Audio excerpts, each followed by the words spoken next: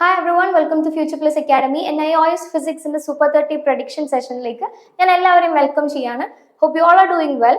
നിങ്ങൾ എല്ലാവരും ഏകദേശം എക്സാമിന് പ്രിപ്പയർ ചെയ്തുകൊണ്ടിരിക്കുകയായിരിക്കും അല്ലേ? അപ്പോൾ നമ്മൾ റാൻഡം ആയിട്ട് കുറച്ച് ഇമ്പോർട്ടൻറ്റ് ക്വസ്റ്റ്യൻസ് ആണ് ഡിസ്കസ് ചെയ്യാൻ പോകുന്നത്. സിമ്പിൾ ആയിട്ട് നിങ്ങൾക്ക് ഒബ്ജക്റ്റീവ് ടൈപ്പ് ആയിട്ടുള്ള എക്സാമിന് ആ ഒരു സെഷനിൽ നിങ്ങൾക്ക് ഹെൽപ്ഫുൾ ആയിട്ടുള്ള 10 questions ആണ് നമ്മൾ ഇന്ന് ഇവിടെ പറയാൻ പോകുന്നത്. ഓക്കെ, അപ്പോൾ നമുക്ക് പെട്ടെന്ന് തന്നെ സെഷനിലേക്ക് കടക്കാം. First question: when a constant net external force acts on an object, which of the following may not change? അതായത് ഒരു കോൺസ്റ്റന്റ് ആയിട്ട് ഒരു ഫോഴ്സ് ആക്ട് ചെയ്യുകയാണെങ്കിൽ, ഫോഴ്സ് കോൺസ്റ്റന്റ് ആണ്, ഓക്കെ, അങ്ങനെ ആക്ട് ചെയ്യുകയാണെങ്കിൽ ഇതിൽ എന്തായിരിക്കും ചേഞ്ച് ചെയ്യാത്തത്? ഈ ഒരു ഫോഴ്സിന്റെ ഇൻഫ്ലുവൻസ് കാരണം ചേഞ്ച് ചെയ്യാത്തത് എന്ത് എന്നാണ് ക്വസ്റ്റ്യൻ. നമുക്കറിയാം F is equal to ma അല്ലെ. ഫോഴ്സിന് പ്രത്യേകിച്ച് ചേഞ്ച് ഒന്നും ഇല്ലെങ്കിൽ എന്തായിരിക്കും ചേഞ്ച് ചെയ്യാത്തുണ്ടാവുക? ആക്സിലറേഷൻ. ബാക്കിയെല്ലാം ചേഞ്ച് ആവും, ആക്സിലറേഷൻ ആയിരിക്കും ഇതിൽ change ആവാതിരിക്കുക. Okay, second question: which of the following properties of the fluid is responsible for the upward force experienced by an object submerged in a fluid? ഒരു ഫ്ലൂയിഡിൽ മുങ്ങിക്കിടക്കുന്ന ഒരു object, okay, ഒരു ഫ്ലൂയിഡിൽ മുങ്ങിക്കിടക്കുന്ന object മുകളിലോട്ട് പൊങ്ങി വരാൻ എന്താണ് കാരണം? ഓപ്ഷൻസ് വരുന്നത് viscosity, surface tension, buoyancy and density. Answer വരുന്നത് ബോയൻസി ആണ്. ബോയൻ ഫോഴ്സ് എന്ന് പറഞ്ഞിട്ടുള്ള ഒരു കോൺസെപ്റ്റ് നിങ്ങൾ പഠിച്ചിട്ടുണ്ടാവും. പ്രോപ്പർട്ടീസ് ഓഫ് ഫ്ലൂയിഡ് ആണ്. അതിൽ നിങ്ങൾ നോക്കുക, ആർക്കിമിഡിസ് പ്രിൻസിപ്പിൾ നമ്മൾ പഠിക്കുന്നുണ്ട്. ആ ഒരു സെക്ഷനിൽ ബോയൻ ഫോഴ്സ് കാരണമാണ് മുങ്ങിക്കിടക്കുന്ന ഒരു ഒബ്ജക്റ്റ് മുകളിലേക്ക് പൊങ്ങി വരുന്നത്. ആ ഒരു അപ്വേർഡ് ത്രസ്റ്റ് അല്ലെങ്കിൽ ആ ഒരു അപ്വേർഡ് ഫോഴ്സിന് നമ്മൾ പറയുന്ന പേരാണ് ബോയൻ ഫോഴ്സ് അഥവാ buoyancy. Next question: in an isothermal process, the temperature of the system. Isothermal അല്ലെ, തെർമോഡൈനമിക്സ് ആണ്. ഐസോതെർമൽ പ്രോസസ് എന്ന് പറഞ്ഞാൽ തന്നെ നമുക്കറിയാം അവിടെ എന്താണ് കോൺസ്റ്റന്റ്? ടെമ്പറേച്ചർ ആണ് കോൺസ്റ്റന്റ്. ഓപ്ഷൻസ് വരുന്നത് increases, decreases, remains constant, varies according to pressure. നമുക്കറിയാം റിമെയിൻസ് കോൺസ്റ്റന്റ്, ചേഞ്ച് ഒന്നും ഉണ്ടാവില്ല. ഐസോതെർമൽ എന്ന് പറഞ്ഞാൽ തന്നെ എന്താ? ഡെൽറ്റ ടി ഈക്വൽ ടു 0 അഥവാ ടെമ്പറേച്ചർ കോൺസ്റ്റന്റ് ആണ്. വേറെ രണ്ടെണ്ണം ഉണ്ട്. ഏതൊക്കെയാണ്? ഒന്ന് ഐസോബാറിക് പ്രോസസ്, അവിടെ കോൺസ്റ്റന്റ് ആയത് പ്രഷർ ആണ്, പ്രഷർ ഈക്വൽ ടു കോൺസ്റ്റന്റ്. പിന്നെ ഒന്നുള്ളത് ഐസോകോറിക് പ്രോസസ് ആണ്, അവിടെ വോളിയം ആണ് constant. Last one adiabatic process. Adiabatic പ്രോസസ്സിൽ ഹീറ്റ് എക്സ്ചേഞ്ച് ആണ് 0, Q ഈക്വൽ ടു 0. ഓക്കെ, അപ്പൊ 4 തെർമോഡൈനമിക് പ്രോസസ് നമ്മൾ പഠിച്ചിട്ടുണ്ട്. ഇവിടുത്തെ ക്വസ്റ്റ്യൻ നമുക്ക് ഐസോതെർമൽ ആണ്, temperature is constant. Next question: which of the following waves is an example of longitudinal waves? Longitudinal waves എന്ന് പറഞ്ഞാൽ എന്താ? ഈ ഒരു രീതിയിലുള്ള വേവ്സ് ആണ് അല്ലെ longitudinal waves. പാരലൽ വേവ്സ് അല്ലെ, അതിൽ ആരൊക്കെ ഉണ്ടാവും? കംപ്രഷൻ, റെയർ ഫ്രാക്ഷൻസും ഉണ്ടാവും, അതേപോലെ തന്നെ കംപ്രഷൻസും ഉണ്ടാവും. ഓക്കെ ആണല്ലോ. അപ്പൊ നമ്മൾ നോക്കുകയാണെന്നുണ്ടെങ്കിൽ ലോഞ്ചിറ്റ്യൂഡിനൽ വേവ്സ് ഇവിടെ ഏതാണെന്നാണ് ചോദിക്കുന്നത് അല്ലെ. ഇവിടെ നമുക്ക് ഓപ്ഷൻസ് വരുന്നത് light waves, radio waves, sound waves and water waves. ഈ എക്സാമ്പിൾസ് കേട്ടാൽ തന്നെ നമുക്ക് മനസ്സിലാവും ഏതായിരിക്കും. സൗണ്ട് വേവ്സ് ആണ് ഈ ഒരു രീതിയിൽ. മറ്റേത് എന്താണ്? ട്രാൻസ്വേഴ്സ് വേവ്സ് എന്ന് പറയുന്നത് എന്താ? ഇങ്ങനെ ഈ ഒരു ഫോമിൽ വരുന്നതാണ് അല്ലെ, ക്രസ്റ്റും ട്രഫും വരുന്നതാണ്. ക്രസ്റ്റ് ഈ മുകളിലുള്ളതും ട്രഫ് താഴെ ഉള്ളതും അല്ലെ. അതേപോലെ കംപ്രഷൻസ് ആൻഡ് റയർ ഫ്രാക്ഷൻസ് വരുന്നതാണ് എന്ത്?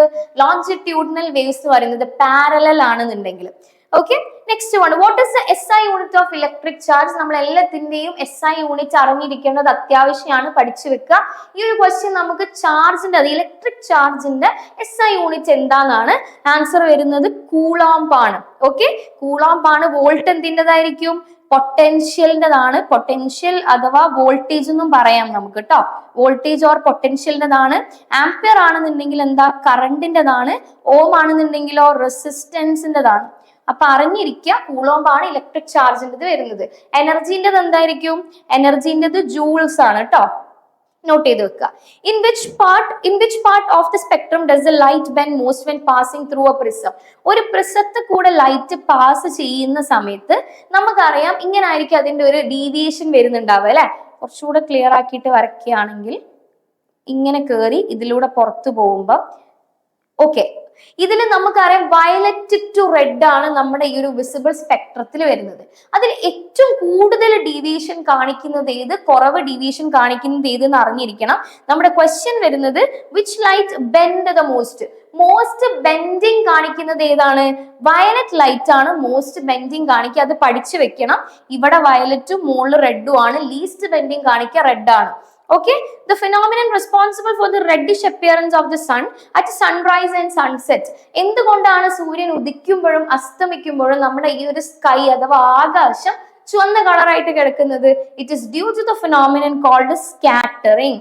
ഓക്കെ, അത് പഠിച്ചു വെക്കണം. സ്കാറ്ററിങ് കാരണം ഉണ്ടാവുന്ന കുറച്ച് കേസസ് നമ്മുടെ ടെക്സ്റ്റിൽ പറയുന്നുണ്ട്. ഒന്ന് ഇതാണ്, പിന്നെ ഒന്ന് എന്താണ്, എന്തുകൊണ്ടാണ് നമ്മുടെ ആകാശം നീല കളറായിട്ട് കിടക്കുന്നത് എന്നും അതേപോലെ തന്നെ എന്തുകൊണ്ടാണ് നമ്മുടെ മേഘങ്ങൾ വെള്ള കളറായിട്ട് കിടക്കുന്നതിനും ഇതിനൊക്കെ റീസൺ സ്കാറ്ററിംഗ് ആണ്. അത് പഠിച്ചു വെക്കാം. Okay. Eighth question, the process of a nucleus breaking down spontaneously and emitting radiation. Nucleus break down ചെയ്തിട്ട് റേഡിയേഷൻ എമിറ്റ് ചെയ്യുന്നുണ്ട്. എന്തൊക്കെ ടൈപ്പ് റേഡിയേഷൻസ് നമ്മൾ പഠിച്ചത്? ആൽഫ ഡി കെ ഉണ്ട്, ബീറ്റ ഡി കെ ഉണ്ട്, ഗാമ ഡി കെ ഉണ്ട് അല്ലെ. അപ്പൊ അങ്ങനെ ഒരു റേഡിയേഷൻ നമ്മൾ എമിറ്റ് ചെയ്തിട്ട് നടക്കുകയാണെങ്കിൽ ആ പ്രോസസ്സ് ഏതെന്നാണ്? Fission, fusion, radioactive decay, ionization. Obviously answer എന്തായിരിക്കും? Radioactive decay. 3 type decay ആണ്, alpha, beta, gamma. Okay.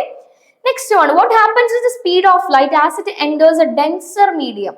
Okay, density കൂടുതലുള്ള മീഡിയത്തിലേക്ക് കടക്കുകയാണെന്നുണ്ടെങ്കിൽ, ഓക്കെ, നമ്മളിപ്പോ എയർന്ന് വാട്ടറിലേക്ക് അല്ലെങ്കിൽ എയർന്ന് ഗ്ലാസ്സിലേക്ക് അങ്ങനെ ഡെൻസിറ്റി കൂടിയിട്ടുള്ള ഒരു മീഡിയത്തിലേക്ക് കടക്കുകയാണെങ്കിൽ എന്താണ് സ്പീഡിന് സംഭവിക്കുക? നമുക്കൊരു ലോജിക് അപ്ലൈ ചെയ്ത് കൊടുത്താൽ മതി അല്ലെ. അങ്ങനെ ഒരു ഡെൻസിറ്റി കൂടുക എന്ന് പറഞ്ഞാൽ എന്തായിരിക്കും സംഭവിക്കുന്നുണ്ടാവുക? അതിന്റെ സ്പീഡ് കുറയും. It decreases. Last question, the efficiency of a Carnot engine depends upon. Efficiency in equation എന്താണ്? eta is equal to 1 minus T2 by T1 ആണല്ലോ. T2 by T1 എന്ന് പറഞ്ഞാൽ എന്താ? സോഴ്സിന്റെയും സിങ്കിന്റെയും ടെമ്പറേച്ചർ ആണ്, അഥവാ കോൾഡ് ബോഡിന്റെയും ഹോട്ട് ബോഡിന്റെയും ടെമ്പറേച്ചർ ആണ്. So the answer will be the temperature of the hot and cold reservoirs. Okay. അപ്പൊ നമ്മൾ എന്താണ് 10 റാൻഡം ക്വസ്റ്റ്യൻസ് ഡിസ്കസ് ചെയ്ത് കഴിഞ്ഞു. ഇത് ഓരോന്നും നമ്മളൊരു ക്വസ്റ്റ്യൻ ആയിട്ട് പറഞ്ഞെങ്കിലും ഈ ഓരോ ടോപ്പിക്സ് ഇമ്പോർട്ടന്റ് ആണ്. നിങ്ങൾ ആ ടോപ്പിക്സ് ഡീറ്റെയിൽഡ് ആയിട്ട് തന്നെ പോയിട്ട് പഠിക്കണം. അപ്പൊ അത്രേ ഉള്ളൂ. ഇതേപോലുള്ള കൂടുതൽ കണ്ടന്റ് വീഡിയോസിന് വേണ്ടിയിട്ട് ഫ്യൂച്ചർ പ്ലസ് അക്കാഡമിയുടെ യൂട്യൂബ് ചാനൽ സബ്സ്ക്രൈബ് ചെയ്യുക. Thank U.